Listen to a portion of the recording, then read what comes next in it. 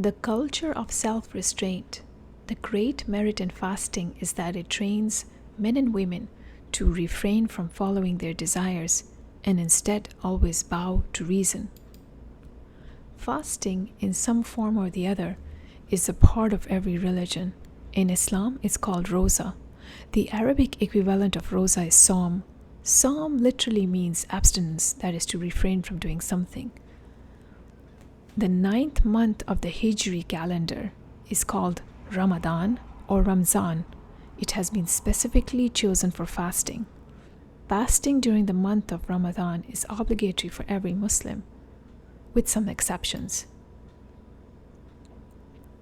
In every human being, there are two faculties. One is desire and one is reason.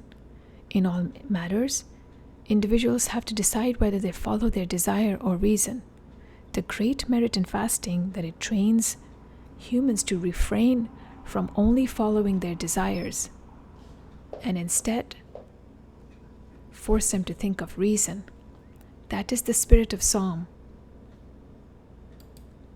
According to a saying of the Prophet of Islam, one who fasts should not use abusive language.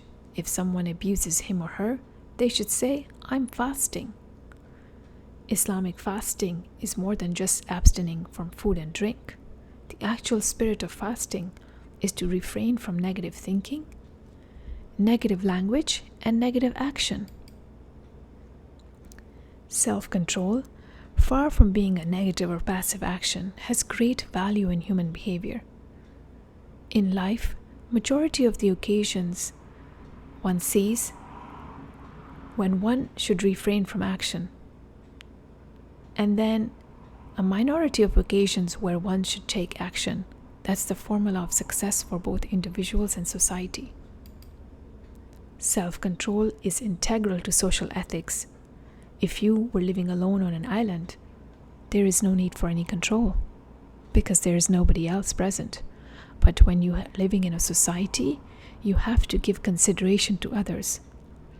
For example, driving on a road, you keep to your side depending upon which country you're in. You follow the traffic rules so you and others can be without accidents. This principle is applicable to the entire life of an individual. It entails giving others a chance to live their lives while you're living your own life. Self-control is a kind of a mutual adjustment. When a person adopts a way of self-control, it has far-reaching effects. This is because in this way, they promote the culture of self-control in society and ultimately leads to a better society. Lack of self-control in individuals, on the other hand, can lead to destruction of peace. There is a pre-control for exercising self-control, that is thinking. When a person adopts life of self-control, at all times, they think about what path they should tread.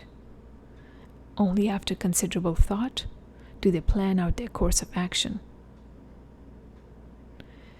Self-control contributes to one's intellectual development as well as creativity and turn a human being into being more wise.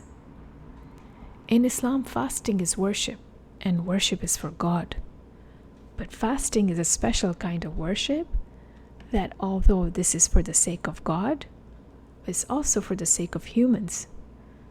Thus, if you do fasting in the right spirit and sincerity, you will exercise self-control of your negative thoughts, words, and behavior. You can make an individual more pious and responsible and lead to betterment of the society.